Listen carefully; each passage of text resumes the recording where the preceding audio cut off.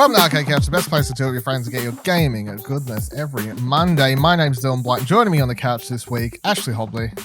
Hey Dylan, excited to be here, but who would have guessed that the most controversial game of July would be a full motion video game? That's true.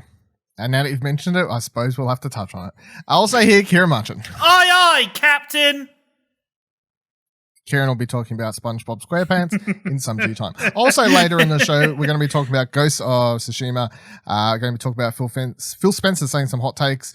Skull and Bones is back in the news. And we've got some Metacritic update. They're finally doing some good things.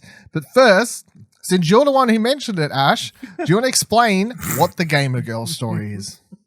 See how prepared you are for your. Yeah, so GameSpot reports that Wales Interactive, the publisher behind full motion video games like Complex and Late Shift, have announced a new FMV title called Gamer Girl, and it's unlike anything we've seen before. The game, which is coming to PC, Switch, PS4, Xbox One in September, lets you play as a popular streamer's chat moderator and personal contact. It's up to you to handle a chat log and maintain personal contact with the streamer AbbyCake99. You'll make decisions about her posts in the chat, respond to DMs from her, and work to have Abby succeed. She can fire you if you mess up, apparently. Then eventually, apparently part of the game will involve protecting Abby from a predator and following her as she takes her streaming into the dangerous real-world scenarios. So this blew up because everybody really didn't like this. A lot of, obviously, female streamers. Very good reason. Obviously, yeah. Yeah. Obviously, a large number of female streamers I've seen have come out and said, no, this is a really bad look, just because, obviously, they deal with this kind of stuff in real life, all the online abuse and that kind of thing. I believe Wales Interactive came out and said it was a game in support of, to bring awareness to the toxic environment that's online, but, yeah. Not a great response. I think the trailer was up on PlayStation for a few minutes before 2 seconds. Yeah. So you can only find it in very small places. You can find it on at Slash's Twitter. I thought he deleted the post, but then I saw it was still up. So I was it's still up. Sure, Slasher. And as a follow up to this, I think there's heaps of people that have tweeted about this, but I feel like one person I could pick out of the pool to sum up how they feel about this, as someone who should feel justified in their opinions, was Meg Turney, as someone who's been through literally the worst case scenario of having what this game's playing around with happen to her in real life. And she tweeted, "This is so ridiculously gross. The trailer literally made me feel sick. This is a reality many of us have to live every day, and you're making it a fucking shitty FMV experience. Take several seats, you tactless cunts." So, I mean, that kind of sums up everything. And yeah, as I said, of many people tweeting about it, but she has been on the... She's probably the worst case of it I've ever heard of. That I know of as well. I know of is she's the worst case of something happening, and it's... Yeah. In case you don't know what we're talking about, Meg Turney literally had someone come to her house. Somebody came to her house, and then... Her and Gavin had to hide in They hid and nothing happened to them, but then that person then took his own life. Yeah, took his own life on their driveway. Because he had a gun.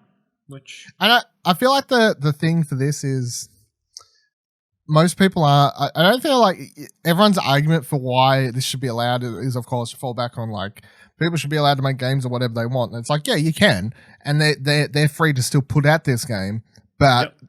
But then everyone calling it tasteless, shit, Meg Turney, are also free to say that. That's where 100%. That's how it works.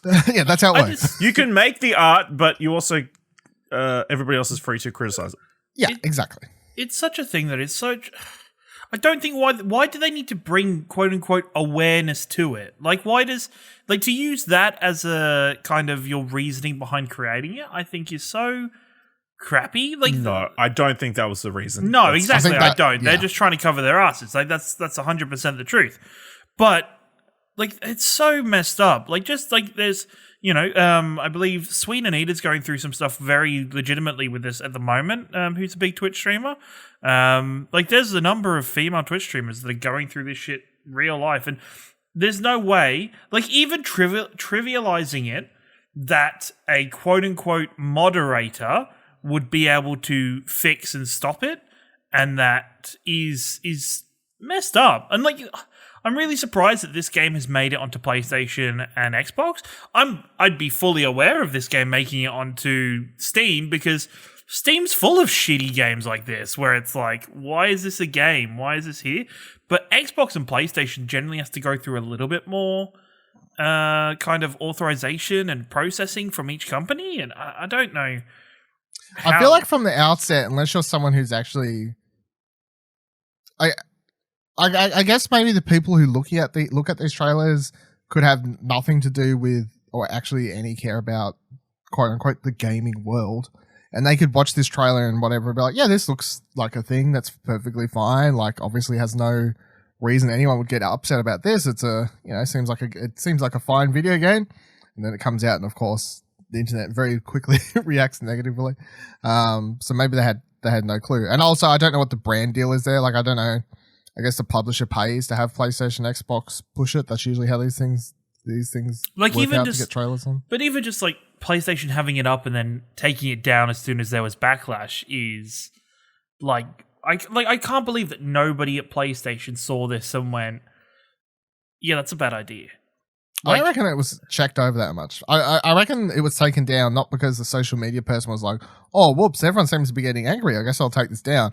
I reckon it was taken down because after it got posted, someone higher up at PlayStation actually saw it and went, why the fuck is this on our Twitter account? And that's probably why it was taken down. Connected anything to do with our brand. It's just so shocking. And so even just the scenarios that it was like presenting the choices. Weird. Like, just like there was a section where they're like, we're going to see somebody, they're like, do you go alone or do you go get your friend? And I was like, what? Why would that's so ridiculous. Like, that's so.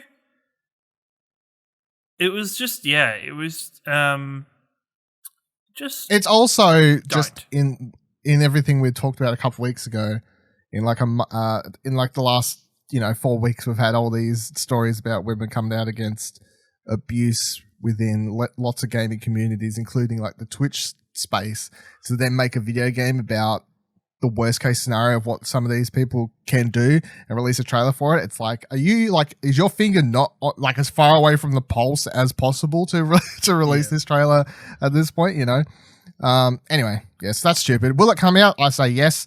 It will come out. They'll probably wait a while. They'll dump it on Steam or somewhere. I don't think they're just going to delete it. A bunch of people it'll probably make more money now because I can guarantee a lot of the like free speech, you cut, like whatever, those sorts of people, they'll probably buy it when they never would have before, just to like purposely be like, we showed those SJWs. That's probably what'll happen, and no one will care, and we'll move on. But you won't see. I say one, it looks bad. It just looks cringy. Everything about it feels cringy. It did, yes. 2, 100%. Terribly cut trailer. They've obviously revealed some more information about, like, you're a personal friend of the streamer and that kind of stuff. You're not some random moderator that you found on the internet and that kind of thing. That's why you're a bit more involved in the personal life. And then they're, like, pushing out, hey, there's a female writer on the thing.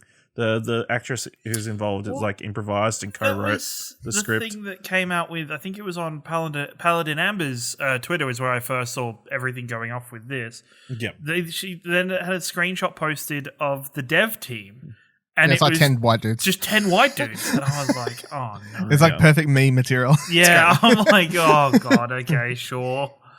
I mean, could you not have chosen a more on the nose title? Gamer girl.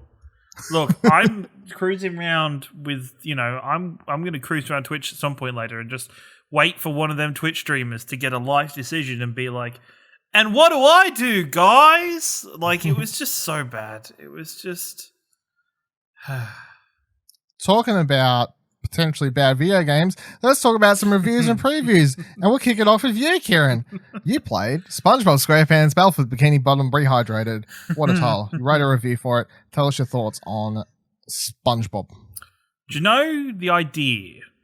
If you put makeup on a pig, it's still a pig.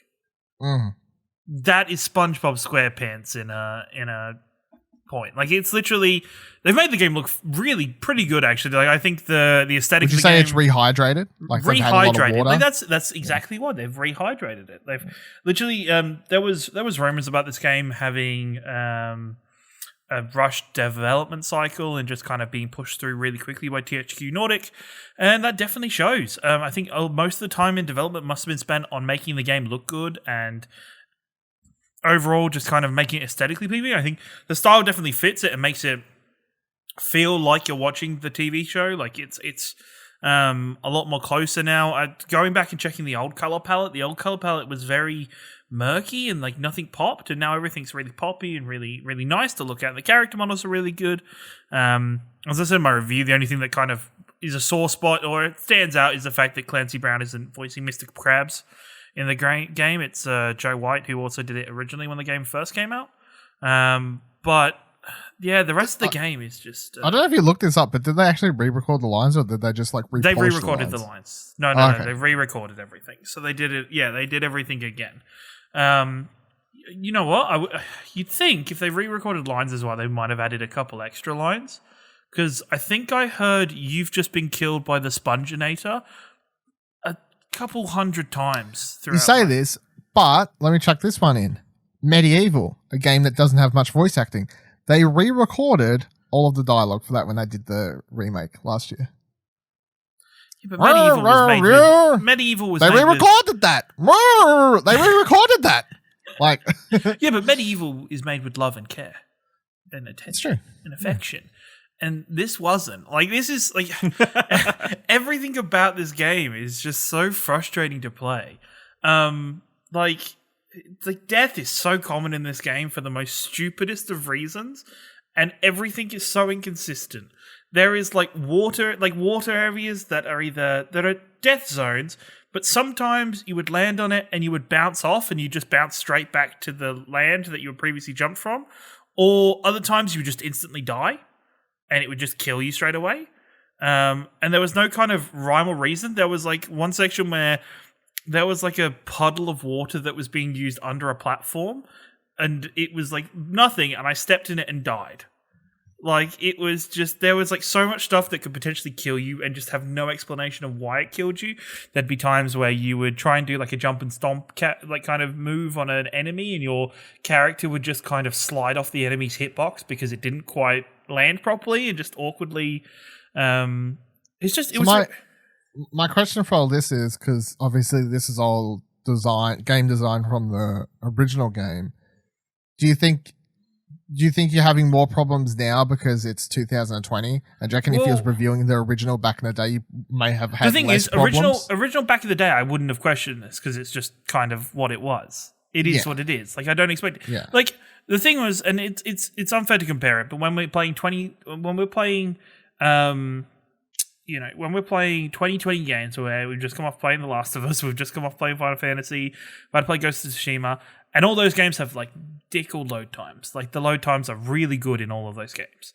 And then I get to this game, and even though, yes, it's a way lower budget game, it's a remake, it's been done by THQ Nordic, it's not AAA, it still hurts when, depending on the level, loading times every time you die can be anywhere from 5 to 10 seconds of just sitting on a grey screen of nothing, just saying loading down the bottom right-hand corner. Sounds like playing Iron Man VR.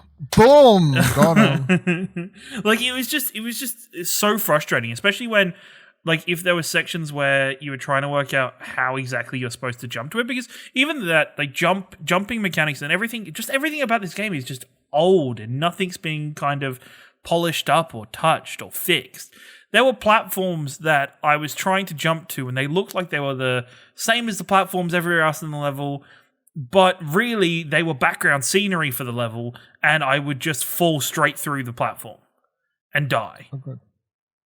It's just a lot of things where I'm I get it. I can see that all the time has been spent on just making this game look good and look pretty and kind of look and sound it, but it's still just overall it's just playing that 2003 game. And I guess for some people it might just be, we can just play this for nostalgia and keep playing this and enjoy it, and it is a very easy and achievable platinum trophy because you kind of can get everything on the way because you have to get everything. If you want to get all the spatulas, you have to collect all the socks. It's What just a sentence. yeah, exactly. I know, right?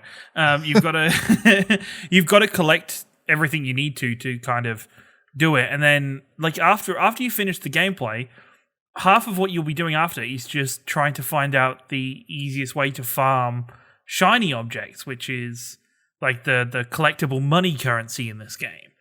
And it would just be, finding, like, there'll probably be, I haven't looked myself, but there'll probably be a website or a YouTube video of this is where you go to farm shiny objects the quickest. Like, this is how you get the most and the quickest. It's just, yeah, because every time you die, everything just resets. Everything just goes back to how it was if you just started the level again. You'd be, like, at the same location roundabouts that you died in, but it was just everything would be back to normal. Enemies would be back, shiny objects would be back, tiki torch things that you break to get more shiny objects are back. It's just, yeah, it was just still extremely dated. And I think when we are in a time where, we've had Crash and Spyro remasters, and they've been done with such love and care and given the right amount of time to do a remake or a remaster, and they fixed up some of those issues and made things quicker and made things better, so people in 2020 can enjoy their games and enjoy it. And people could just say to them, well, Kieran, you won't get the load screens if you just get good and don't die. And I'd be like, completely it's extremely true, but it's at the same time it's like, yeah, but I don't. Sometimes I die from things that I just don't expect to die to. That's just ridiculous. Maybe if you had have expected to die from them, then you wouldn't have. So I should have just expected to die from just everything. Yeah. But some would say that. See, what you're saying is that SpongeBob Rehydrated is the Dark Souls of Nickelodeon games. Yes, 100%. Got him. And he gave it a score of 4 out of 10. If you'd like to read his full review over at explosionnetwork.com, of course. And then the one review I put up this week was for a little indie game called We Should Talk. I gave it a 6 out of 10. It's basically a text-based adventure game. It takes you like less than, just short of, probably around 30 minutes, 20 to 30 minutes per playthrough. The game's designed around replaying it. You play as this character who's in a bar, and you start talking to people there, and then your partner starts text messaging you, and then the whole game revolves around, you can basically pick different combination of words for like sentence structure. So like sometimes you can change like between like 5 different options for like 3 different parts of a sentence, and then you can form completely different wordings to things. And the whole idea of the game is basically you and your partner are having a bit of a, you can get into, I wouldn't call it a fight unless you want it to be, but obviously there's a point of contention there where it's like they're at home and you're at the pub, and they're like, well, they have one line early in the game's like, oh, at the pub again, and then you can respond very protectively and be like, yeah, what's it to you? Or you can be like, oh, like, well, what's the issue? And then by the time you get to the end of the game, you can have different endings that are like, involve you and your partner getting like couples therapy or like having massive fight and breaking up. It's quite interesting if you're into that sort of thing. I'll say that I completely hated playing, even when I forced myself to play like a complete arsehole, I hated it because I'd send these text messages and basically be like, fuck you, and then come back and be like, oh, I'm sorry, I didn't mean to. I'm like, oh, I hate this. Why am I being so mean? I don't like the way the person's responding to me. But yeah, it's an interesting game. I just don't think there's quite enough variety. Like, there is variety to the sentence structure, but the general flow of events is exactly the same every time. So you like start a new game, you're like, person at the bar talks to me, then this person talks to me, then this, but like the same people talk to you. It's just you can change your responses, but there's no like there's truly different branching paths. Yeah, so say if the first person I talk to I answer differently, it doesn't go to a different scenario. No, it just goes to the same you scenario. always end up talking to the same people. It just changes the way they'll respond to you, but it doesn't matter. At the end of the day, you're going to talk to the same people in a row, and then you get to the end of the game. So there's 9 different endings. But I'm like, I could never see myself doing all those unless, I think it's coming to PlayStation, unless it has a platinum, at which point maybe I would force myself to do it. I doubt it. No, it was coming to PlayStation, but I doubt that it'll have a platinum. I mean, Wouldn't be the first weird thing I've seen her play. But yeah, if I want to read my full review for that, explosionnetwork.com as well.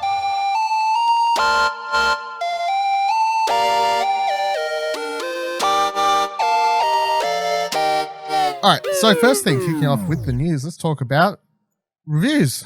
Not the ones we just talked about, but the actual website that tracks the reviews that everyone loves. So Kotaku published a story called Metacritic will now make users wait 36 hours before posting reviews. Weeks after The Last of Us Part 2 was review bombed on Metacritic, the video game review aggregation website has now requires people to wait more than a day after a game's release to submit their personal reviews. Metacritic publicizes 2 review scores for any game, the Metascore based on a critic reviews and the user score based on reviews submitted by the site by random Metacritic users.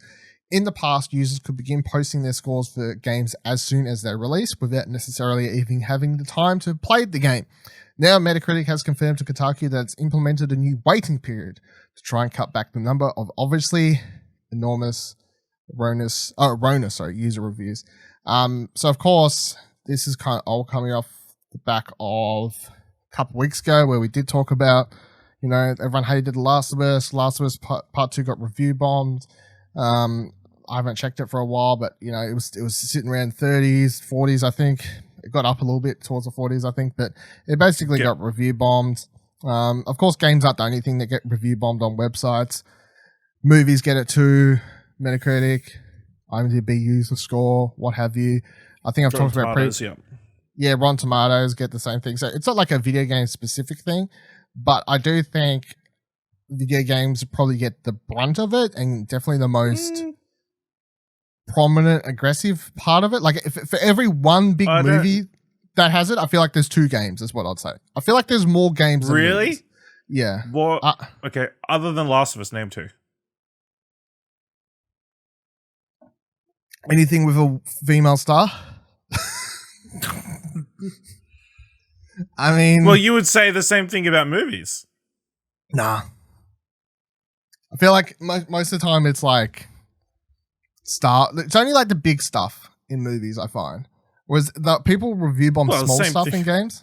So, people review bomb, Harley Quinn and, DC and Marvel movies, if they like Captain Marvel or what have you.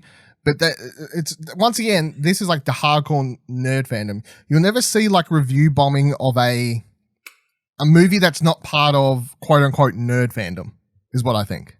I've never seen a movie review bomb that's outside of pop culture circle. Which no one was review bombing The Favorite.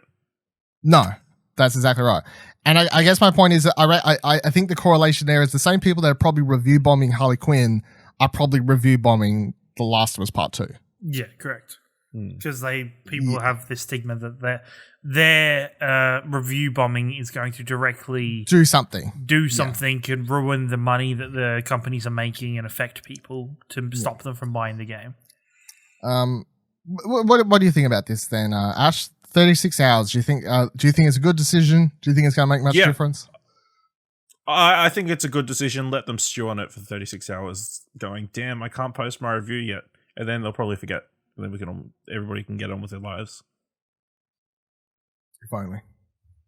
I mean, 36 hours, I'll also say I think it's a weird number. Why not just go 48? Why not just commit to the full 2 days? I don't know. Kieran, what do you think? Yeah, it's interesting. It's I don't know if it just means that people are going to stew on it and then it's hard to pick out the reviews that are invalid or fake. It was really easy to with the Last of Us review bombing, it was really easy to see, oh well, that was posted within 12 hours of the game launching. There's no way that person finished the game. But now, once it hits 36 hours, it looks like, everybody's had 36 hours to play the game. How many people are going to have, dead? There's even then, 36 hours from currently my playthrough or what I've got with, say, Ghost of Tsushima, that's still not enough time to finish the game or have at least done a large majority of what's in that game. So it's just interesting. It'll be interesting to see how it affects it. Yeah, I think putting a time lock on it makes sense. I do wonder if we'll actually see any difference come from this. I would hope that maybe if you have to make people wait a day and a half, that they would just forget or be over it. But at the same time, I'm like, these people that are Or they'll organizing, vent it somewhere else. yeah, More likely. yeah, I guess like maybe Steam, I guess, but people already review bomb there anyway. The thing is, though, these people that are wanting to review bomb are not wanting to review bomb out of just a random feeling where they're like, oh, you know what? I just feel like review bombing something. They're like, no, I want to wreck this game. I want to do damage to this. I want to. This game hurt me. Yeah, It hurt my family. It hurt my dog. It hurt my ancestors. That's the kind of feeling they have. I saw a picture of a lady with some big muscles, and it made me feel insecure about my muscles. So I'm gonna review bomb them, get them good. Yeah, well, most of the time these people are organizing on Reddit or wherever. I still don't understand their thought path, like, because for the most part, as we've discussed previously, I can't imagine. I don't know who user scores affect. Although Only people it affects are people who actually base their purchases on user review scores. yeah, which there must be some, or else none of this would matter. But maybe I'm just so outside of the people that base that I literally can't see within the box. If we use Last of Us as the barometer, or like that's probably the biggest game that's ever been review bombed to this extent before. How much did that affect people buying that game? Oh, didn't everyone already brought it? The people review bombing it had brought it. Like, everybody has bought it. It's done amazing sales. It's blown sales budgets and records out of the water. Fastest selling PlayStation game ever. Yeah, it's like it shows that nothing. If not, it's probably even driving people to, because it has that effect, right? There's the effect of, oh, this game's amazing. I need to see how amazing this game is for myself. Works completely opposite when something is, like WWE 2K, like the last WWE 2K that came out. 20. 19? People 19. People are still buying that game today because they're like, I want to see how crap this game is. Like, I want to see all of this memeing bad. And so people see the bad review scores and all this crap, and there's probably a portion of that that goes, oh, well, I want to see how bad this game is for myself. And they're probably people buying it because of the bad reviews. So I don't think it has the effect that they think it does. I just think people have, look, not to go too far into it, but people have, it seems to have, especially in the gaming culture, have a really weird idea of how much power they have as a consumer. And I think that is specifically shown by people that chose to sign the petition to get The Last of Us's campaign rewritten and changed. Because there's nothing anybody's going to do with that petition. That petition goes nowhere. Yeah, well, mate, that's slightly, I guess, leads to a different topic. Probably won't tackle today because we might go forever. But that ties into my thoughts on, as much as I'm like, cool, Skate 4, that's great. But Skate 4 is a product of the people yelling at developers all day. And then it's like, where do you draw the line between that and like remake the game / tie that into Mass Effect 3, where they did change the ending because everyone was like, the ending sucks, and then they changed the ending. And as much as I don't like, not to go down the Mass Effect 3 rabbit hole, but that game was review bombed. Everyone hated the ending. I did not like the ending. However, I don't think they should have changed it because that was their ending and it sucked. But they should have stuck the fucking 100%. landing on their sucky ending and left it. They should not have changed it because that was just silly. Just to read, like, when else in history has anything been written and then people been like, we don't like this, change it, and the author goes and change it? It doesn't happen. It only happens in games. It only happens in games. Could you imagine how many times the Bible would have been changed if that was a thing that people could do? Let's with be the honest. That's probably a bad choice. Old revelation, new revelation. Fucking who said what said? Translated. You got that one, didn't you? By the way, I looked up review bombing, to see if there's a Wikipedia page for it, and there is one. And I like how so it's got examples. They've got so many examples of video games. The earliest example they have on here is actually for Spore. Remember that EA game? For Spore? Spore, really? Oh no, Yeah. there would have been review bomb because EA sold that game as something else, and then it was it was review bomb because it was one of the early examples of EA incorporating DRM system. That's into right. the game, Mm-hmm. and it was review bomb for that. So that was 2008, and they've got so much here. The earliest movie they have on here is for the 2014 Indian film Gun Day, whatever the hell that is, historical inaccuracy. And then the next film after that's obviously 2016 Ghostbusters, Captain Marvel, The Promise, Last Jedi, Batwoman, HBO's Watchmen TV series. The examples of film and TV is compared to video game. But once again, all the majority of the examples of film and TV are Female based, yeah. which is fucking toxic. And Ghostbusters, disgusting. Star Wars, Batwoman, Watchmen. Well, minorities, I guess. But yeah, we'll see if this Metacritic thing makes any difference. Don't read user reviews. Read our reviews instead. There's a new tagline for you. Go with that one. And Rock share that them one. so other people read our reviews as well. Yeah, rock 'em. Yeah, just get everybody reading them. Take that. Oh, Next news story. The other thing, Okay. I'd be interested to see how the traffic changes then. Because you should, like... Everyone's still there would going to be click less on it people to see going- what the average is. Everyone goes to Metacritic but as soon as a big people game won't be review drops. going there to review bomb, though. No, but they'll Probably. still No. be clicking there going, refresh. Like, say what's the next big game, right? Cyberpunk or something, right? Is that the next big one? Like, legit? Yeah, it has. No. Maybe. There's something before I that. know. There was something before. There's something that Marvel's was Avengers? August that's now September, right? Tony Yeah, Hawk's Avengers. at some point. No, it's not. That doesn't count. All right. But whatever. It doesn't matter. Avengers, Cyberpunk, whatever the next big game is, right? So whenever that comes out, everyone's still going to go to Metacritic and then sit there, Control R, refreshing their page for the first 10 minutes, waiting for all the reviews to come in and be like, it's at 80, it's at 81, it's at 82, it's at 79, it dropped. Who gave it the 7? Who gave the game the 7? Let's review bomb them on Twitter. That's what happens. Yeah, and it'll even be, people also looking for reviewers that share their thoughts to, give them a voice and be like, oh, this person has the same opinion as me. I'm right.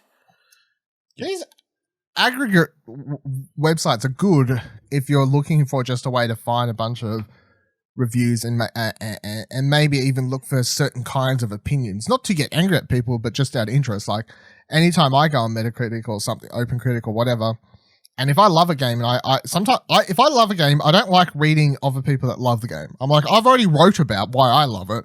No offense, but I don't need to read more reviews that probably just hit on similar points to me. So I sort by review score, put it to the worst at the top, and then go, you hated it? Why? Because I'm a sane adult, and I can go, I completely disagree with everything you said, but that's interesting. It's also interesting reading people's articles, or like the opposite way around, or a game. Like, I think I've only just found this, as of late with playing, with reviewing stuff a little bit more, is reading reviews and being like that are just completely different to how you feel, and be like, okay, why do you feel that way? And then, you find some inconsistencies between articles and some things kind of come into view and you're like, okay, this is weird. But yeah, it's interesting to find other people's reasoning behind why they give scores and what they see that you didn't see. Yeah. In general. These websites are good for that, but I've never been a big fan of, like what Metacritic score do you think the game's going to get? I'm like, I don't really care. Don't really care. I know we played the well played prediction game this year, and maybe the reason I'm doing terrible at it is because I don't really care. Yeah. And maybe I can use that as my excuse because using it's a true, good but excuse, also guys. it's a good excuse, but it's also true. I generally do not care because I've always just found it kind of like it's like once you start thinking like that, I'm like, that seems like a weird hole to go down. I think it should be, especially for even if you don't care about mass opinions or reviews, and you're just trying to find. My advice is always read a whole bunch of reviewers and articles, and find reviewers that you respect, or that you like, not just like their opinions, but you can see that they are giving kind of good, valued, reasoned, and fulfilled analysis of games. And, look for their takes on it. It's okay to have your 3 or 4 reviewers that you're like, these are the people that I go to see what they think of a game. I think it's better than just being like, all right, what does the average general person think of this game? I think that's just... on the same scale, there's a couple of reviewers. I'm not going to name them because it seems like I'm attacking them.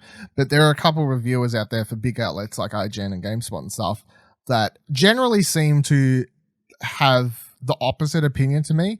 And they are consistently the people I look forward to reading their reviews the most.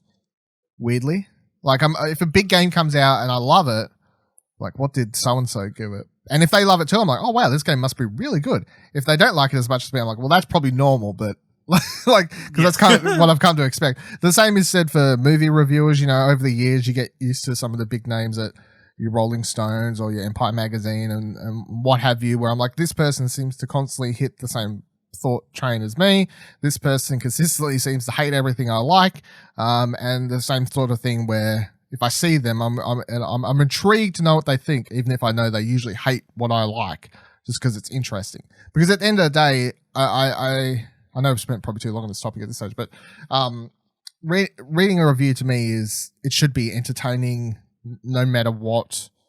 You should be looking for a certain outcome at reading a review. Like if you're going into a review only wanting to read people that agree with you, that seems kind of weird to me. Like it should just be a review is just someone's opinion, so it should just be entertaining or like interesting to read no matter what it is. Like if you only read reviews that are good and agree with you, that's it's kind of weird. And it's so funny to me because the people that get start like the review bombing stuff are usually the same sort of people that would say things like, oh, SJWs, why don't you get some different opinions, or 3-Fort Train, or all this sort of stuff, but they only want people to all love certain sorts of things and then all hate certain sort of things at the same time. I like some of the things you say don't make much sense, but that's fine. All right. Also, FYI, the next big game comes out August 7th. Fast and Furious Crossroads. Yeah, baby. It's about family. That's almost as a big of a game as the next game we're going to talk about. Well, no, that one. I think Fast and Furious is going to come out. We'll see about this one, but so GamesIndustry.Biz writes, Skull and Bones reportedly gets an internal reboot.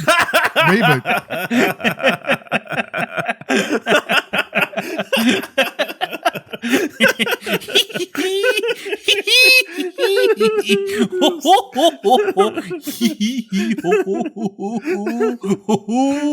done? He's done. Skull and Bones. Ubisoft's pirate adventure game Skull and Bones has reportedly undergone a major internal reboot after multiple delays in the departure of its original creative director.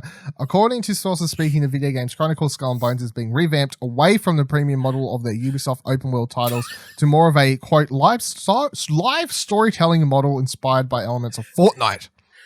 While previously the title developed by Ubisoft Singapore was grounded in a single-player campaign with the ability to team up alongside 4 other players to participate in PvP naval battles, under its new direction, the game will focus more heavily on collaboration and will have a persistent world with quests, characters, and storylines that will change over time based on what the collective player base is doing rather than a story focused around an individual. I don't care about this game anymore. We're done with it. By the way, I love the fact that both Ash and me knew that this game was coming up. We knew the story was coming up. We still both genuinely found it funny and we're genuinely laughing at our idiotic reactions. Sorry, I don't care anymore. You don't care anymore? You don't care about Black If this is Flag? true, I don't care about it anymore. But it's just like somebody's seen EVE Online and they're like, wait, we should do that and make it piratey. The reason I was excited about this game was because I thought it was going to be the Black Flag naval combat with a single player storyline with some of that like sort of tied in persistent like Dylan, Destiny type This stuff. makes more sense. Dylan, I hate it. How long ago was Black Flag now? I don't know. That's 20 years ago. It was the first game I played on my PS4. That naval combat, yeah, and it came out before that on the previous generation. Yeah, I didn't buy it then, so it doesn't count. Like a couple of months. Yeah, that naval combat is not going to have aged well. There's no way that was going to be good. Naval combat did not age well, and that's why we no longer do it, Kieran. I mean, just to clarify. even like watching Assassin's Creed Ragnarok, I literally saw them in boats in that game, and I went, guys, can we like cool it on the boats a little bit in Assassin's Creed? Well, how do you expect them to get around these massive, oversized fucking maps? Listen, I don't know. Ubisoft's keeping the boating industry alive. I don't know, It's but just going cool through it. hard times. Just cool it a little bit. Cool it. Just a touch. I mean, this makes more sense than you playing as one single boat and going through an entire single. I wasn't playing as a boat. I was playing as a person controlling the boat. Let's get Okay, one single person It's controlling not one Thomas the single fucking boat. tank engine But over wasn't here. there like another game pretty much exactly like this coming out when they were both initially announced, and that other game was like, by the way, you don't play as the boat, you play as a person on the boat that can like move around by himself and jump onto other Are you ships. talking about and- Skull and Bones, which got horrible reception at launch? No, Yeah, he's talking about Sea of Skull- Thieves. See that was pretty much it. Oh, Sea of Thieves, yeah, that's the one. Yeah, how'd that The one go for that's- you?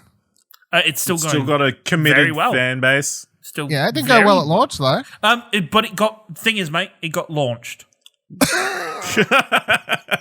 You have set the bar so low. Listen, I don't know why you argue with me. I sent him over this game now. All right, so launch doesn't matter anymore, Where especially does- with Ubisoft games. where does Skull and Bones set the bar then? I don't care. I'm over It's it. like- I said I'm is over it- oh, you know what It's- it's winning? You keep Ash, trying to Ash, argue. Ash, But I Ash. said I'm over the game. Ash, you know what it's running at? The amount of times that its own kind of development cycle has been rebooted, because it's probably about 2 or 3 times now. Yeah. Yeah. Listen, this has potential, I think. I think it this is has gonna be real the new- potential. All right, I let's think swap it's got- positions If it's then. got a cool I story, cool characters, swap positions. this You could be like the it now, I new hate it. Apex. I think we need to You make know? sure we keep talking about Water this game Apex. here on the couch. We need to make sure every update is on this show in the news section.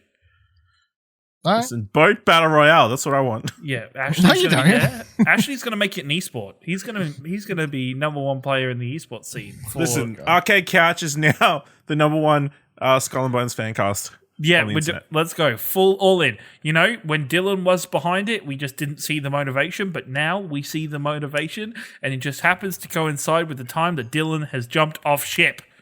Keep rowing. You know what I'm saying? Well, we're not going to row because we've got sails. That's just Row on, mate. Fucking row on, mate. Let's talk about We're gonna have a whole armada of ships. a whole Everybody. everybody, and then Dylan's going to be there in his little single player game Yep. with his little single player ship on a big story adventure. Talking about the sea, let's talk about the air. So Press Start writes, Microsoft's Flight Simulator 2020 looks absolutely stunning and it's coming in August. Yes! Microsoft has revealed the release date for Microsoft Flight Simulator. It's coming August 18th, which includes a release on the PC version via Xbox Game Pass. There'll be 3 versions of the game, but it's important to mention that all airports will be in the standard version of the game. You're just paying more for the premium, more detailed versions of certain airports in the deluxe/premium versions, which are $139.95 and $179.95 respectively. Sydney is the Australian airport of choice when it comes to that premium build of an airport, which will give it more detail. They'll be included in the standard edition of the game. So it's rather confusing. This is rather silly. Now, I'm still looking forward to playing this. Ash, you won't be able to play this because you've got too many toolbars installed onto your computer. I've But got if you just enough toolbars to be able to operate everything. Do you though? I don't think I think your computer's too slow. Yeah, there'll be with all those enough buttons on the computer. Ash, your toolbar can't run Discord. Your computer and your toolbars can't run Discord, and they can't run Audacity. You crash every time we try and record. I don't know what you're talking about. What do you mean you don't know? What I'm talking about? I don't know what you're talking about. Perfect track record of recording forever. Never had an issue. You just got a crappy laptop, mate. Just think about buying a new one at some point already. Come on. Yeah, I have. I've had a new laptop for like a month. What? Yeah. What? Nah, fuck off. No. You got your same shitty Yeah. laptop. Tell the listeners. This Explain. isn't how I imagined revealing this information. Well, you didn't even tell us. You've had it for a month and you didn't even tell us? Yeah, I thought I'd bring it up on the podcast randomly and it'd get a better reaction than this. Did you trying to set it up? I didn't set it up. What? No. No setup there at all. I just happened to the fact that you know, for the last couple of weeks, your Discord's worked. It's just the cameras. You should have. I would have thought that would have been the first clue, but no. Well, no, it wasn't. You know, I was just like, maybe you uninstalled a couple toolbars, and here we are. You know what? I stopped bringing up the toolbars on the podcast because I started to feel bad. I was like, wow, I'm up here on my pile of computers, and you know, Ash is down there on his toolbar-infested laptop. Give the people what they want, Ash. What you got? What you got under the hood? What do you got under the hood, Ashley Hobley? I don't know. X to the Z exhibit. We're gonna pimp this shit. You know what I'm saying? What's under that hood? You got a subwoofer? Pimp that Hobley. You gotta pimp it up. Gotta pimp that Hobley.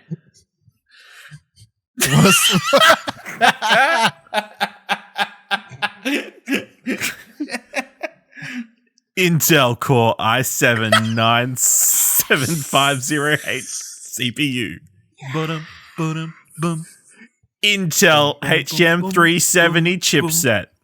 Oh, 16 gigabytes of DDR4 RAM. 4, baby. Yeah. 15.6 FHD display. Display. 240 hertz. Oh, how many hertz again? 240 hertz. 240 hertz. NVIDIA RTX 2070 8 gig dedicated better. video card. Then a 2060 by 10. 1 terabyte SSD hard drive. That's a super hard drive, baby. Windows 10. Oh shit! That was the drop. That was the equivalent to the drop. Was the Windows 10? We got it in there. Everybody, you know, I'm sorry if you're listening to this in the car. I know you just took the hands on the wheel in excitement, but concentrate on the road first. Just slow down for a sec. Concentrate on the road. You good? You good? Now, just that was maybe the most exciting moment in Explosion Network history. Was that a home edition? I think we just peaked, everyone. Advanced. Holy crap! We got the advanced version. Yeah, so you're going to play Flight Sim on this baby or what? Nah, I'll probably play on my Xbox. Nick just died a little bit inside. He, wow. No, did you see the other story about this? Apparently there's It's 10 discs. PC version. 10 disc PC set. First, if Physicals. anybody, look, if anybody is still buying discs for their games on PC, there's a problem going on right there. Listen, they're putting it out for people with shitty internet, which That's the thing that surprised me most about that story wasn't that there's 10 discs. It's that you could get it on disc at all. Because yeah, I know, right? I know. Like, how often do you go to an EB Games and they have a massive PC section anymore? But they're just download codes. You buy the case, it has a code in it. 100%.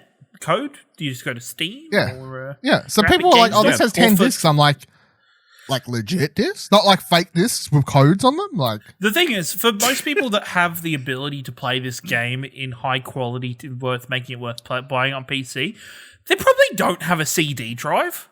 Because why would you have a CD drive? This is crazy. I don't. Maybe they like to burn stuff. Does your laptop have a CD drive? No. No. Oh shit. No. Yeah, there you go. Yes. No, more see. space for the goodness. Yeah. How much? But it's got RGB though. But it's got a nice light up keyboard that's all lighty and fluffy. It does. Yeah, Steel Series. Steel Series. Oh. God. If you need to pause the podcast for a second, guys, and just relax for a second. But back to get the show back on track a little bit, I did find this news story actually quite interesting. Just the general fact, how do we feel about the idea that they're literally like, so the game will have all of the airports, however, you can buy a premium edition that'll have more detailed versions of some airports. Does that not seem weird to you, Ash? Or no? Yeah, it's going to seem really weird when you fly into one of these airports and it's got to pay a big billboard that says, pay $5 to upgrade this airport. It's not even fine, but well, unless you could buy them individually, that'd be bad. I just think the price jumps are incredible. Just for a bit more detail in the game. For a bit more detail, you pay $40 more, and then another $30 or $40 more on top of that. I mean, you get a bunch of extra planes as well. To be fair, yeah, you do get more planes, I suppose. Yeah, does that mean that the original game doesn't have enough planes? I don't know. I'm pretty sure it's got enough planes. Well, if it's got enough planes, why do I need to buy more planes? I don't know. Because you want that specific. You are desperate to fly in a Boeing 787-10 Dreamliner and a Zlin Aviation Shock Ultra. Because isn't this game on Game Pass? Yeah. Yeah. Wow. You have to own it on like Game Pass for like 17 months before it kind of equated to you buying the premium version. Think about that. Think about that. I like how the more I hear and see about this game, the more I'm like legit kind of excited to try it out. And then find out it's way too complicated for me to play. And the only time I've seen Nick tweet about it was he was complaining about it not using something. I can't remember what it was. There were no missiles. He was really upset. It was he something. was like needing to make sure he could macro in his extra large Elgato Stream Deck into being able to use like the console on the planes. Yeah. No VR support. Oh, that's so good. No panoramic views, so you can't set up monitors just everywhere. You can't like equate your monitor setup, get the same amount of monitors as windows for each type of plane, so you could really set up like the realistic. Wow, I don't want to do that. It's fine. All right, Kotaku writes exclusives are completely counter to what gaming is about. Apparently, says Philbot. Says Philbot. Says Xbox's Phil Spencer. So his console exclusive games have long been hallmark feature for new console generations. Exclusive tile force gamers to adopt a new console as soon as possible, with warnings of spoilers and FOMO nipping at the heels. This is why the Xbox Series X isn't focusing on console exclusive games, according to the Xbox head Phil Spencer. In a recent interview with Games Industry, Spencer said the lack of current console exclusives is intentional. He said, quote, "We should applaud load times and fidelity of scenes and frame rate and input latency and all of these things that we're focused on with the next generation. But that should not exclude people from being able to play." Spencer classified gaming as a fun community activity and not one that should ever exclude people based on their financial situation or lack of access. Saying, quote, "Gaming is about entertainment and community and division, and learning new stories and new perspectives. I find it completely counter to what gaming is about to say that part of it is to lock people away from being able to experience those games or to force someone to buy my specific device on the day that I want them to go buy it in order to partake in what gaming is about. Gaming is bigger than any one device." Cool. I'm really excited to play Halo on my PS4 now, seeing as Phil says Spencer said that. Well, he's not. The thing is, his. I don't think he's like it's worded really weirdly. I think it more means he's more meaning stuff like making people go up to the next version of the console. Yeah, but I mean, Ash it is comes right. off The top comment in the comment sections of Kotaku kind of just says the same plus more. So the top comment on the article, someone says, says the man whose company keeps getting slammed by the competition by their exclusives, and then about PS exclusives, they are almost high quality games. Almost always high quality games. Like some of the best quality games on the market I can think of a misstep. Look, I don't like exclusives, but in theory, at the same time, what separates an Xbox from a PlayStation other than looks? A few stats and a different UI. And if his statement is true, can I look forward to playing the new Halo on my PlayStation 5? And I mean, it's true. He does say, like, why should I make people buy a new box? But also, you should buy it to play Halo. Yeah, that's fair. And I guess the thing is, the only similarity you could technically look at him that would back up his statement would be, why do movie sellers still sell DVDs? Why, like, that nobody's been forced to buy a Blu-ray player yet. What? Yeah. Like movies still come out. So say if I'm old Joe like, how long has Blu-ray been out for? I get what you're saying, but yes. the counter there straight away is there's not a technological barrier separating, like you can print all movies on DVD, Blu-ray, 4K, and if you there is a difference there for people who care. DVD looks like shit compared to my 4K Blu-ray. However, some people give zero shits and they will play it. Now, if people want to adopt Xbox has already said they're willing to adopt the thing where they're like, next generation, everything's on everything. It'll look like shit on one console. It'll play better on another one, but we're not going to force people to upgrade. Sony's on the opposite end where they're like, we don't want an inferior version of our game out there. So we're only going to put it on the PS5. That's kind of the different points of view. So then what about, like, I guess the only thing that breaks my brain with this is because I always look at this from a PC perspective, where PCs can be played, like PC games can be played on a wide variety of PCs. Not all PCs. There are definitely, some PCs where you're like, no, that's too baseline now. But I don't know. I can't really defend him. I don't agree with him. Like, I don't agree with him at all. I'm just trying to play devil's advocate, really. I feel like he wouldn't be saying this if Xbox was in the leading position. The lead. Yeah. And I think he's taken the stance of cross-platforming, and it's almost like trying to play the quote-unquote good guy too much, where you're like, okay, Philly, I get you. You're trying to be the dad here and be nice to everybody. And yep, it's really cool that now PC gamers get the Xbox exclusives. Like, they kind of go between the two, which I think that's what he's talking about. I don't think he's intentionally fully going about PS5 and Xbox exclusives. I don't think that's his intention, but that's where that conversation leads to. Yeah, like no matter what he's going down a road that leads people to say that thing, and how does he respond to that? That doesn't sound like he's backtracking on his own comment.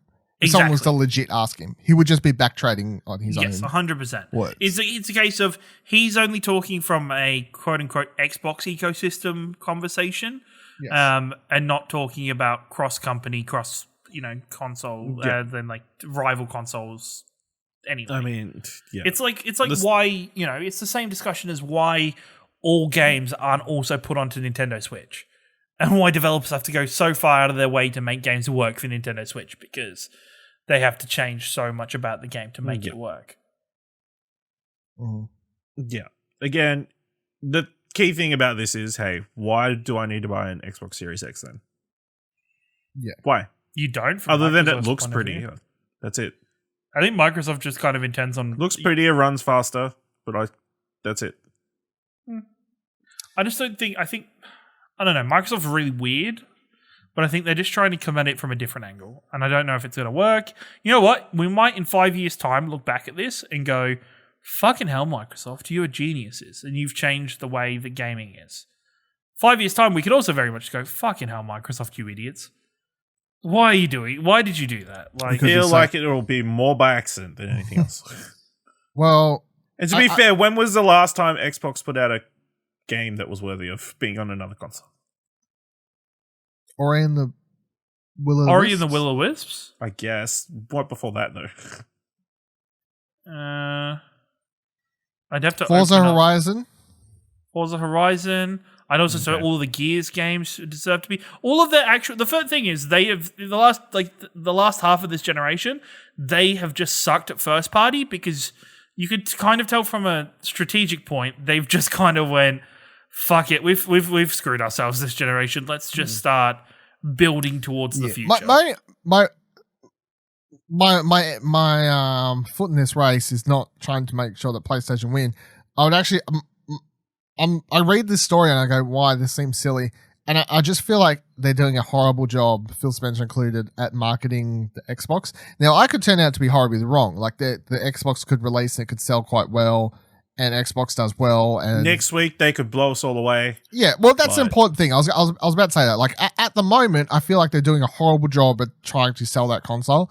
But, of course, next week we will be talking about the Xbox event that's happening on Friday morning. And maybe after the event, they'll help sell the console in some way. I really hope that Xbox do the equivalent of coming out with a shotgun and just blasting a whole heap of really high quality exclusives at everybody's face, and just be like, look, this is what's going on. This is why we've been so quiet the last year or two because we want to build towards this. They need to, because PlayStation came out and they gave several reasons to buy PlayStation 5. Yep. Maybe one of those reasons wasn't good enough for you, but they did at least shoot out some reasons as to why you may want to buy a console. And so far, I don't think Xbox has done that at all. Full stop. No. So, and unless you care about Halo, apparently there's no exclusives to that's Xbox Series X. Well, no, there is if you don't own a PC, I guess technically, if you want to like, you know. like the thing is his terms for exclusive isn't the same as what you're saying exclusive is. No, but again, he is saying this, but we do know even from that third-party event that some of those games are only coming to Xbox Series X and or PC, but they're not going to be on the previous Xbox. So there will be some games. So although I think they're going to come out and say, I think you're going to have like Halo's going to be on both consoles, I believe, unless I'm wrong, at which point we'll soon have clarification next week anyway. But I believe that's going to be on Xbox One as well as Xbox Series X. But will everything that's coming out of that event be like that? I'm going to say I hope not. I don't think because so. at the same time, I think like I would doubt that Hellblade comes out. I was about to say I highly doubt Hellblade will be playable on Xbox One because the original game was already just because it was already like pushing. It was a beautiful game and everything, and I feel like that studio would push the technology so it just won't be playable. Well, they might not have an option. Why won't they have an option? Xbox said, "Hey, this is what we want." Yeah, but they've already had other games that they announced in the third party event that Xbox One, Xbox Series first party. Series X. It's different. Yeah, but they're like in bed with my. I don't know. We'll find out. What? Let's just save arguing about it now. We'll find out next week.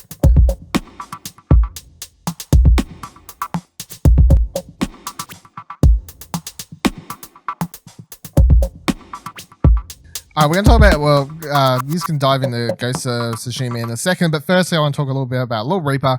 It was a game that played at PAX 2 years ago. I wrote up a preview for it in 2018. I played through it over the last week. It took about 3 hours, maybe 3.5-ish hours for me to beat.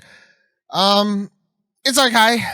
I would say that I was slightly disappointed with how it kind of falls apart at the seams at certain points. And I know the development team's only like, I think I looked in the credits, like 4 or 5 people. Yeah. It's like, it's a handful of people. So, you know, it's one of those weird situations where you want to give it a bit of a break, but at the same time, you got like, you want to be real because people spend money on shit. So, it starts off with, in case you don't know the story, you play at PAX, which probably most people, but the Grim Reaper goes on holiday. I'm trying to remember what the story was, but I don't really remember it all. But the Grim Reaper goes on holiday, and then he leaves his assistant, which is like this little Reaper that you play as, which I think his name's like Felix or something. I don't remember. That's who you play as. And they knock over a jar of souls, so then all these souls escape, and then that's the premise of the game. You got to collect all the souls back so the Grim Reaper doesn't get back off his holiday, and then you're in trouble. The game is a side-scrolling 2D platformer. It reminds me most of old-school Disney side-scrolling platformer type games. That's what I said in my preview. That's what I stand by today, because that's what it reminds me the most of. It starts out very basic. It only has 4 levels. 4 levels, 4 bosses. Each one probably takes you, as I said, it took me like 3 hours. So they get a little bit longer as you go on. But you start out pretty simple. All you can do is jump and very simple attack. By the time you get to the end of the game, you've got a jump, the ability to just throw his scythe, and then you can press the button again to like teleport yourself to where it lands as it's flying through the air, and you can also use that as a weapon. Then you have a dash button, and then you also have a button to do an uppercut. And when you get to the later levels, the hardcore platforming involves several sections where you'll need to do something like throw the scythe, quickly teleport it to it, dash, do an uppercut in the air, and then do a jump to finish it. Like it does get to a point where it's involving everything. However, there's only a couple of those moments that truly feel well designed and make you feel great about completing them. And then there are others rather cheap death moments that just feel like a lot of trial and error. Like that's the thing that probably annoyed me most about the platforming of the game. It's like for every like one well-designed sort of platforming section, there seems another section that just wasn't like tested and played around with enough, and it just feels a lot more trial and error compared to other sections. So it's kind of weird. The boss battles are the same. Like I think the first couple bosses are a lot more interesting than the last couple bosses. Especially the last boss, I just felt what was unfinished. It felt weirdly rushed. You basically have to like throw your scythe at these eye things in the wall, but I couldn't even realize that's what you had to do at the first, because I threw my scythe through these gaps of spikes, but it never actually hits it, and then it triggered it to do something, and I didn't realize at first because I'm like, it did no like sound effect or anything. It just seemed weird. And when compared to the first boss, which is the only boss in the whole game that actually has 2 stages. Like you fight it once, kill it, typical like old school video game thing. Like it goes down, then it turns into a different form, that starts flying around and doing all these sorts of things. Like that set me up. That set my expectations for the boss fight. And then every boss fight after that was only 1 stage. And I was like, why did the first boss have 2 forms, but the rest of the bosses only have 1 form? That's kind of weird. The best thing about this game is the art, though. Like the character design of all the monsters plus the main little Reaper is cute and adorable. All the backgrounds are greatly very beautiful as well. So in a lot of ways, I would say it's worth playing just to see a lot of the art. Now, I'd say my biggest complaint for last, because I feel like I don't know if I'm just being too hard on it from personal preference, but this game in 4 levels, I think has you spend 2.5 levels, or at least 2 levels, it felt like, in heavy water levels. Now, I don't know who wrote water levels. I don't know if, like, I'm sorry, Lil Reaper dev team, but most people, I feel like it's just a common written goal thing. Water levels suck. Everyone, I feel like, just knows hates. Water levels suck. And it's like the moment it got into a water level, and I already knew the game was only 4 levels. I think it hit like water level in like the second level near the end, or like a water section or something like that. I was like, oh my God, you have 4 levels in your game and you're chucking me a water section? Get the fuck out of here.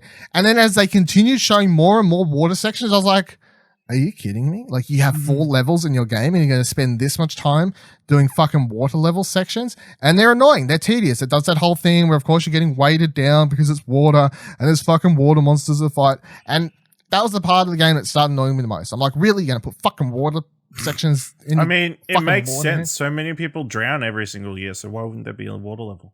Mm. And it's not like the little Reaper needs to breathe or anything. He's a skeleton. I don't care if it makes sense. You have 4 levels and you're choosing to fucking put what levels in? Come on. I don't know what I'd score. Clearly a homage to like old school platforms. No, water levels. You can homage my ass. I didn't like it. I hated it. I hate water levels. I hate that they spend so much time. It felt like a wasted opportunity. I don't know what I would score it. I'd probably give it like a 4 or 5 if I was to like throw a number out off the top of my head. I would say, again, I'd say play it if you after a short 2 to 3 hour experience that this is going to give you, which is like sort of that old school platforming, 2D platforming type thing. It's got some nice art. Be aware that there are just some weird gameplay design decisions that come from having a team of 4 to 5 people, or however many it was. It's around that many, and you know it's a good first entry.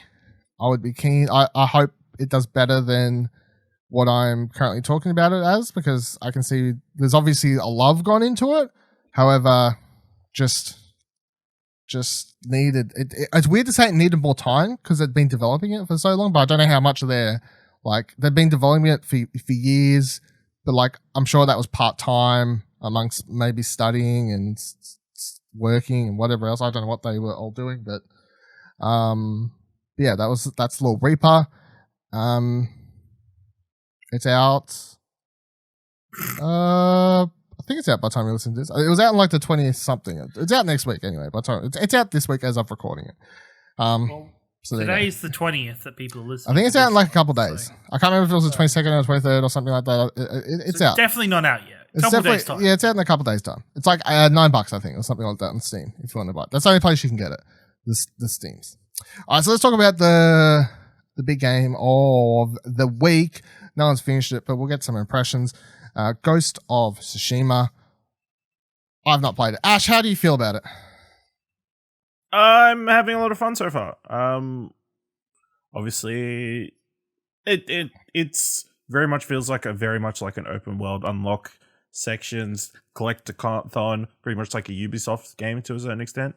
But yeah, I'm enjoying the story so far. It feels like little vignettes, because you've got like different missions with different people and that kind of thing. I think I'm only like maybe 3 or 5 hours in, maybe, I feel like. So I'm still in Act 1, still starting to work my way through the map. Combat's pretty solid. The only difficulty, I've only had difficulty with like dodging. Apparently sometimes it won't dodge. Like I'll push the circle and it'll just stand there and get stabbed. You fix that and you by upgrading to the dodge roll ability, it fixes it straight. Yeah, I do that. No, I don't want to like roll too far away because I want to dodge and then. You're fine. It's okay. It's not that bad. Yeah. All right. Yeah, but yeah, I'm enjoying it so far. It's really fun to like dodge away and then pull out your bow and then just shoot somebody in the face. It's great. Or my favorite one is you can get this black powder stuff and just throw it at somebody, especially the big giant dudes. Great. Yeah. But what about you, Kieran? How are you liking so far? How far are you as well? I'm 12 to 13 hours in.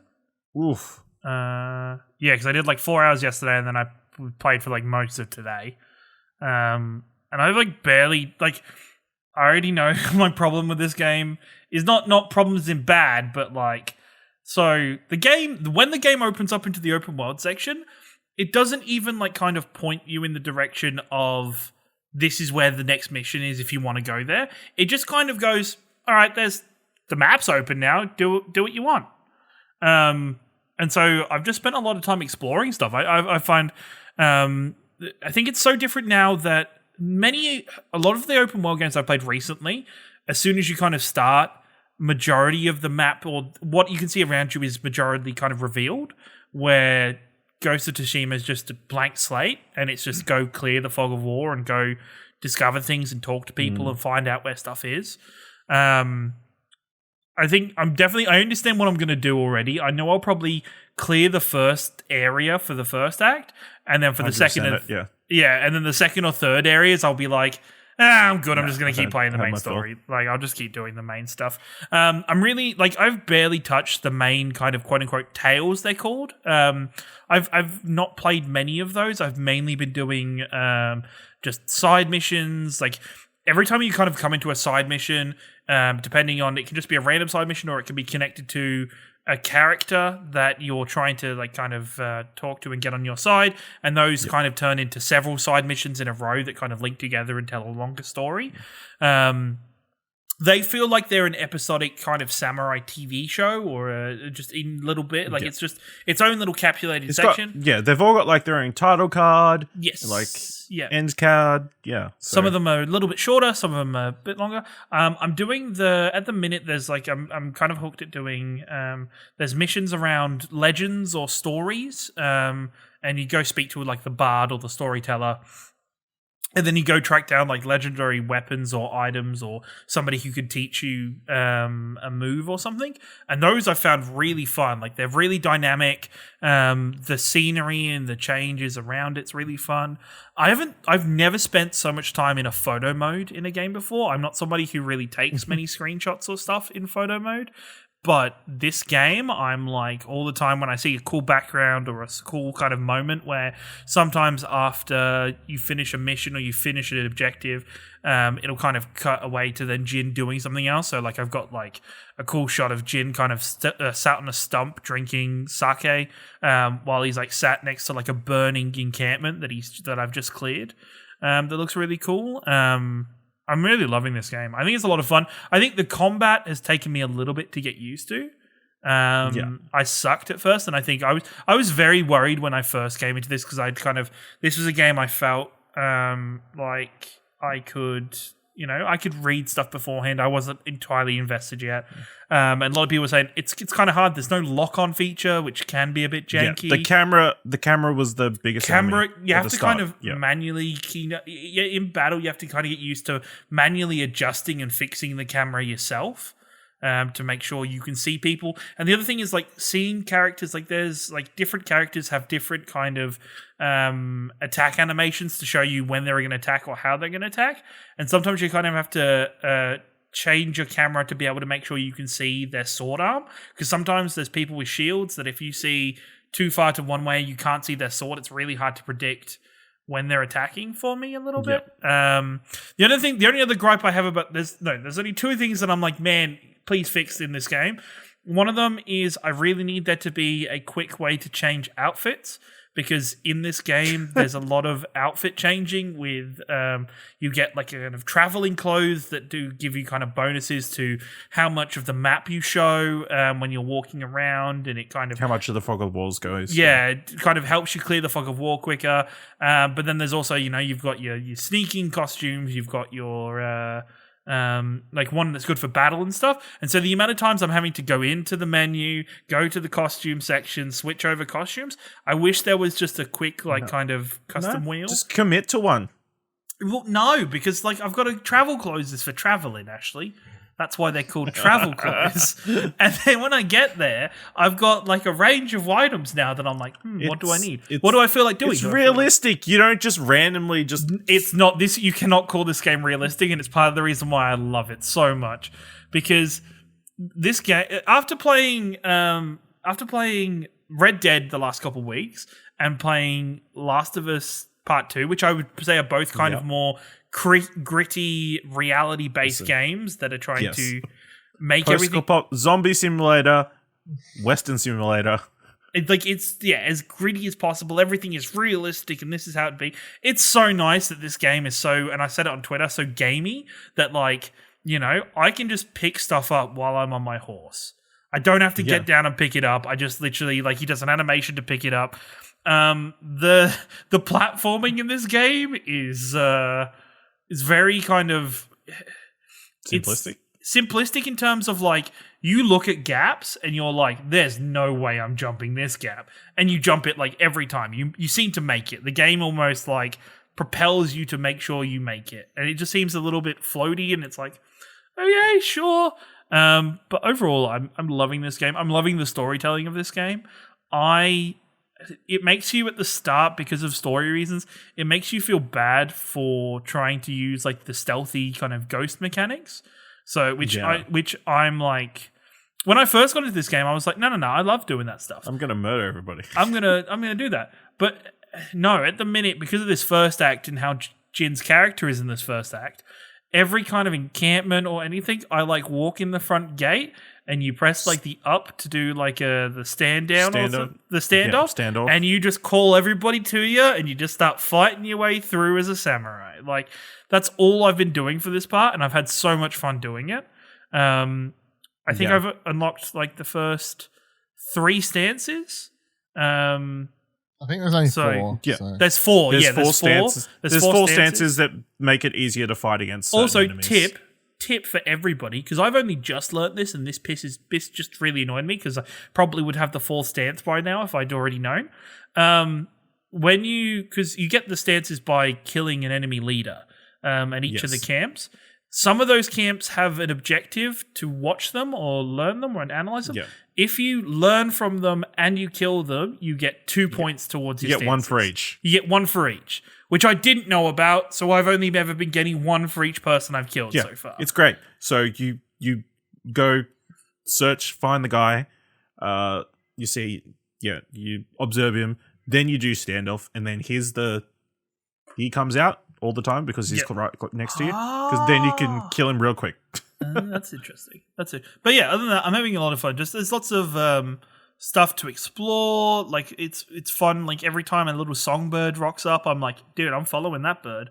I don't care if I was supposed to be doing something else. I'm chasing the bird. Even though the wind thing actually works really well. Works amazingly. We talked about it on Plat, I believe, about how there was going to be no HUD sort of thing to go searching for things, but the wind effect works really well. And like one Nicholas Pryor wrote on Twitter that he couldn't use his Pro controller from his Xbox There's for a some lot of reason. He was touchpad. using that. There is a lot of use for the touchpad in this game. Like I haven't seen a game use the touchpad this much in a while. And in this way either. Yeah, no, like it's a lot of swiping in different directions to do different things. It's which is interesting and there's good. a bow swipe. Yeah. It was weird. I don't know if you did this. There was a shrine, but with a bunch of frogs along the Yes. Yep. along statues. Yep. If you bow to the frog, a bunch of frogs just pop out. Oh, really? I did not do that. I've only just done that because I did that as part of when I was doing something else. But I will say, Songbirds got a problem with you because I'll already know where something is. I'll have the wind taking me there, and then a songbird flies by, and I know that little prick is being like, "Hey, I'm leading you to it, friend. Hey, look at me. I'm so great. I led you to this thing." I'm like, "Motherfucker, I already the knew wind that was there." already." But also, which may or may not be for everybody listening, if you follow a little fox to an Inari on a statue, some of them you can't do this, so that's a bit of forgiveness. If you don't pet that bloody fox, I'm coming to find you. You pet him, you say he's a great little boy, you say thanks little guy, I'll see you next time I come into a fox den. And then he gets so happy he just jumps around for a little bit. Yeah, he hops around for a little bit. It's just adorable. It's like this is just great. The amount of collectible stuff in this is a lot. Yeah, there's a lot, but also you can upgrade it so the wind can just take you to stuff. So I'm really hoping I can completely fill out the skill tree. I'm fairly far in already. It's interesting what you pick for skill tree though, because I think I haven't touched anything inside the Ghost skill tree yet. I've literally just been doing like the samurai skill tree and then also like the extras. So stuff like you can stand up if you fall down. If you've got 2 resolve, I can stand back up. Yeah, did that one. And stuff like that. And then the jumping one. Yeah. I've just grabbed the jumping one because I kept forgetting to do so. Dylan, are you looking forward to play this game still, or are you just kind of like everybody's talking about it, or it's like damn bloody work, life? Yeah, I'm gonna play it. I've play got a code provided by you got a PlayStation that I haven't played, but that's fine. That's fine. No, it should be. I think this game's cool. I did see somebody on Twitter. I can't remember who it was. It was somebody in the Australian kind of community said they'd really love this game just as much if there was like no kind of feudal Mongolian invasion plot. That it was just adventuring around the island and just being a samurai. And I was like, yeah, I'd also really like that. That'd be really cool. That's the second one. Yeah, that could. I'm interested to see how they do a second. Lone wolf and cub. That's it. It's, but also, you know what helped me find this story even more interesting? Somebody said to me, just think of this story as your Batman. And I was like, cool, all right. Okay. Batman origin story, but in feudal Japan. This is... Okay.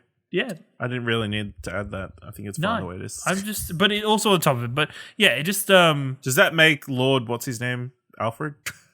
Possibly. Okay. There's a lot of fun in this game.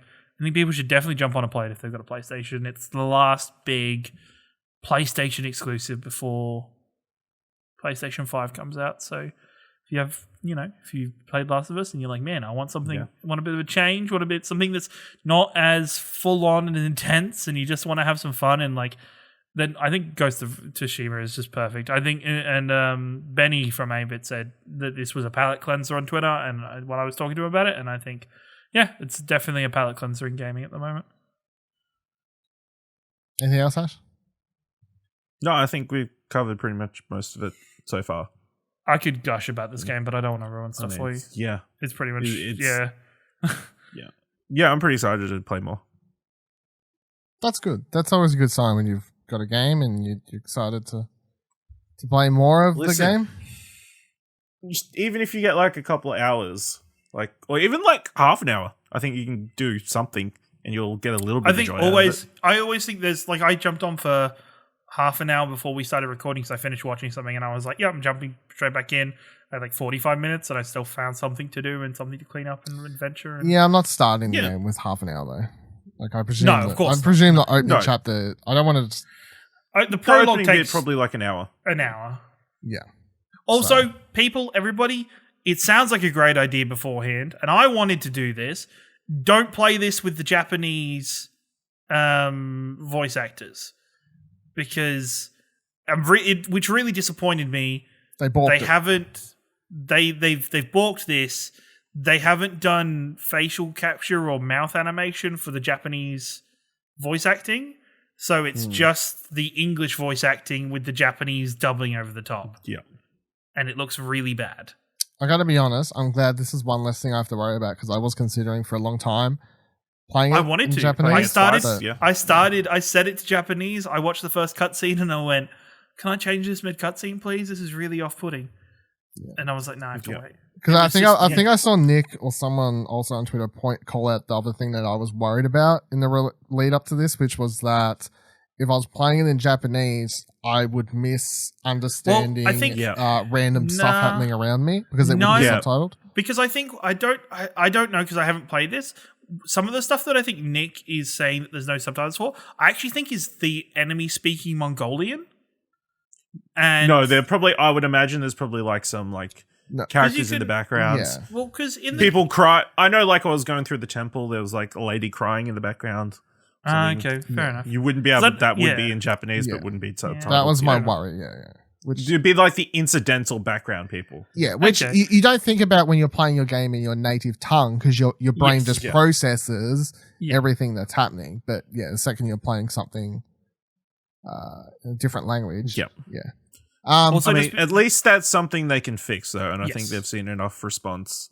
I mean, I'm sure it isn't easy. I was about to say it's not. It won't be an easy fix for them to. It's Sony. You would have thought that they could have gotten one of the Japanese support teams to be helping out if they wanted to push this as such a big because the thing. This really sad thing is they got some really big voice actors for the Japanese anime scene to voice act for this game. So it's like, damn, it's so disappointing when you just can't, as a Westerner, you can't really use, or as anybody, you can't really use them because of the dubbing. I mean, when you think about it, it's got to be like that for every single video game. Yes. I'm sure that we're listening to the Japanese, that type of dubbing is probably just as bad in Portuguese or any other game. Yeah. Well, I mean, it's a good example that we don't usually think about where you're like, for example, the big one that Ash has been looking forward to since Yakuza, Like a Dragon, right? So that they make that as a Japanese team, they make it in Japanese first, right? They release it, they put it out.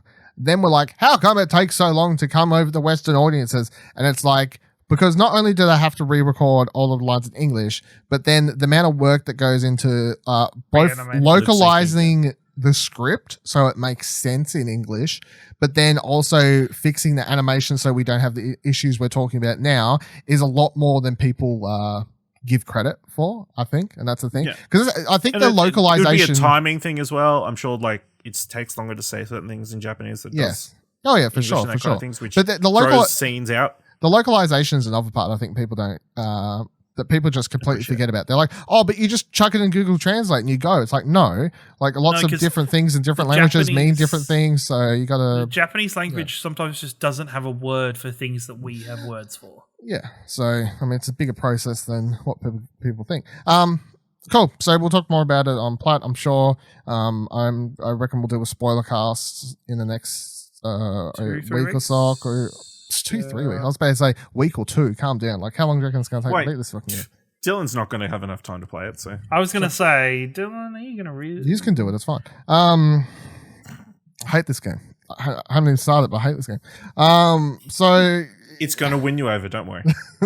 you can look forward to all that. Next week on Arcade Couch, Xbox, upcoming episode of Platinum Explosion, more PlayStation. That's how it works. You can follow us all on Twitter by heading to explosionnetwork.com where you can find all of our Twitter accounts. You can let us know what you thought of the episode, Ghost of Tsushima, which, by the way, no, don't worry, I'm not going to bother. Anyone go on. You were going to complain. You were going to complain about Tsushima, weren't you?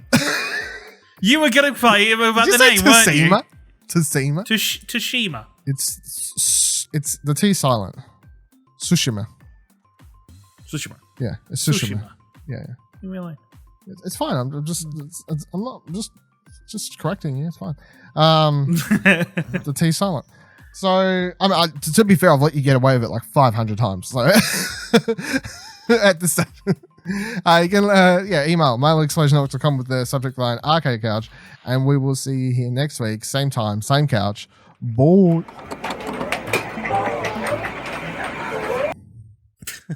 Skull and Bones. Oh my god. Hey, don't forget you can subscribe to the show wherever you're currently listening, and you can drop a review if you can. Find more great shows like this and more content over at explosionnetwork.com, and please consider supporting us for as little as $1 over on our Ko-fi page by heading to explosionnetwork.com/support. Thanks for listening.